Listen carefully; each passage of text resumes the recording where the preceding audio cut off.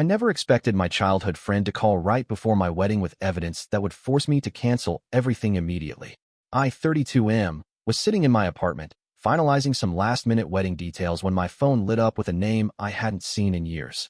The best man was due to arrive tomorrow, family was flying in, and I was just starting to feel the good kind of nervous about finally marrying the woman I'd been with for 4 years. Then everything changed with one phone call. "Hey man, it's been forever," I answered, genuinely happy to hear from my childhood friend. We'd grown up together, inseparable from elementary through high school, before life took us in different directions. We kept in sporadic contact, but hadn't actually spoken in nearly 2 years. His voice sounded strained. "Yeah, too long. Listen, I heard about your wedding. Congratulations." Something in his tone made my stomach drop. "Thanks. Is everything okay?" "No," he said after a long pause. "I need to see you. Today. It's important." I tried to laugh it off. "Kind of busy here. Getting married in 2 days and all. That's why I need to talk to you now, before you do something you might regret." My hands went cold. I agreed to meet him at a coffee shop downtown in an hour. The coffee shop was nearly empty when I arrived. He was already there, staring into an untouched cup. He looked different, thinner, with dark circles under his eyes. We did an awkward half-hug before sitting across from each other. "So what's this about?" I asked, trying to keep my voice casual though my heart was racing. He took a deep breath. "I've been struggling with whether to tell you this. I don't want to ruin your life, but I can't let you walk into this without knowing." "Knowing what?" The coffee shop suddenly felt too small, too quiet. "Your fiancé has been seeing someone else." The words hit like a physical blow. "That's bullshit," I said immediately. "We've been together 4 years. We're getting married on Saturday." "I know.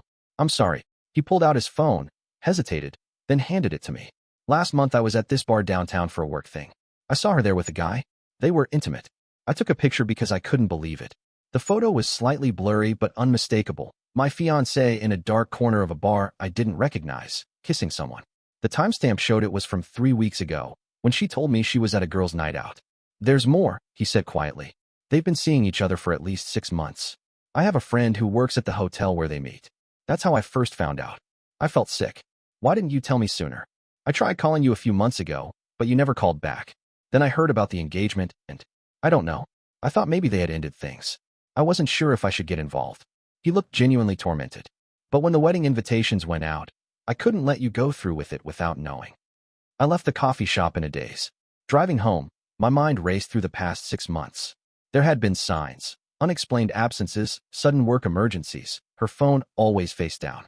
Little things I'd brushed off because I trusted her completely. When I got home, she was out picking up her dress with her mom. Another lie? I sat in our apartment, surrounded by wedding gifts and decorations, feeling like I was drowning. I called my best man, who caught the next flight out instead of waiting until morning. By the time he arrived, I'd gone through every stage of grief twice. I'd checked her texts, her credit card statements, and even called the venue where she claimed to have regular late meetings. "What are you going to do?" my best man asked after I'd shown him everything. "I don't know. Confront her? Call off the wedding? Pretend I never saw any of this?" He shook his head.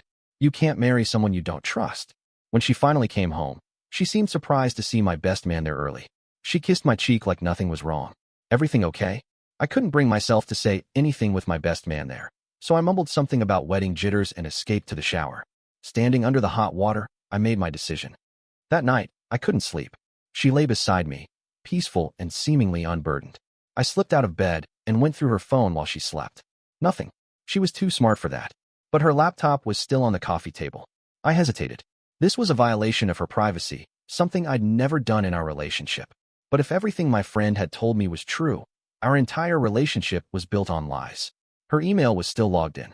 I searched for hotel confirmations, and there they were, a trail going back 8 months. Always the same hotel, always on days she'd told me she was working late or out with friends. The most recent reservation was for yesterday afternoon, when she was supposedly with her mother.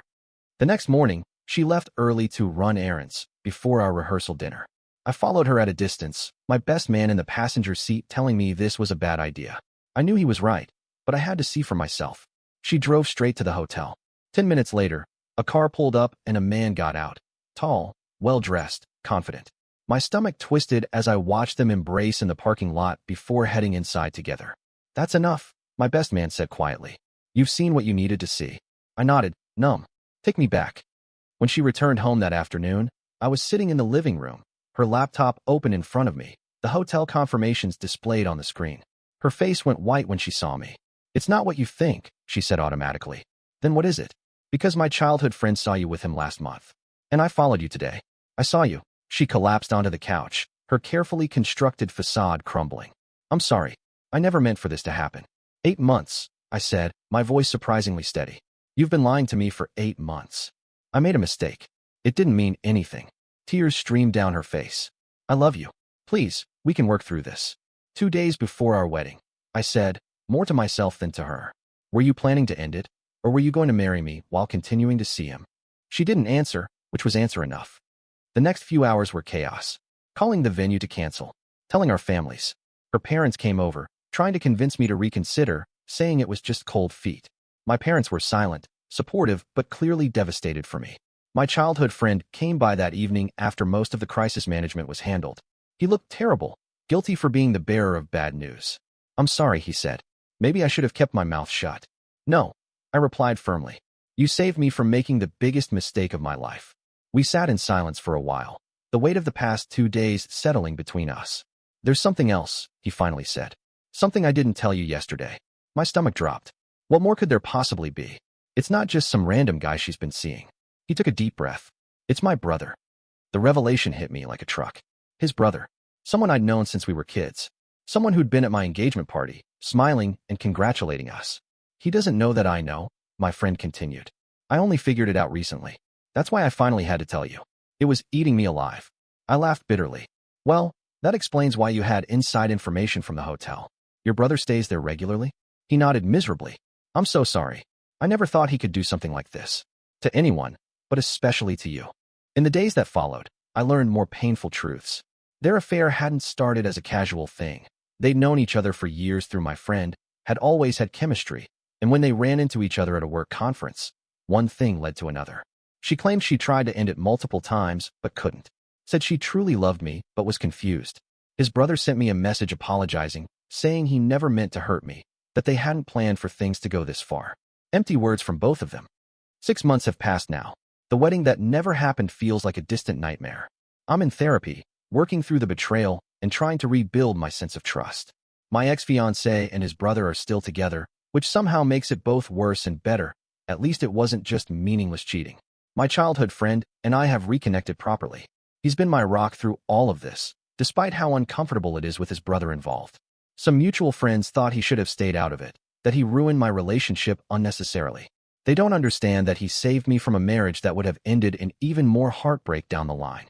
Yesterday, I finally gave back the engagement ring. My ex had been asking for it. Apparently, his brother is now talking about proposing. The symmetry would be almost poetic if it weren't so painful.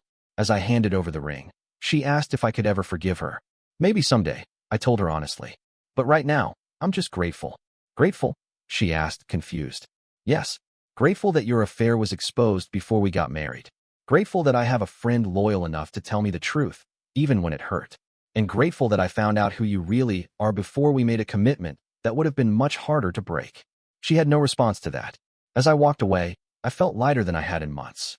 The wedding that never happened spared me from a lifetime with someone who could lie to my face every day. It's not the happy ending I'd planned, but sometimes the best thing that can happen to you is not getting what you thought you wanted. And 2 days before the wedding wasn't too late to learn that lesson. It was just in time.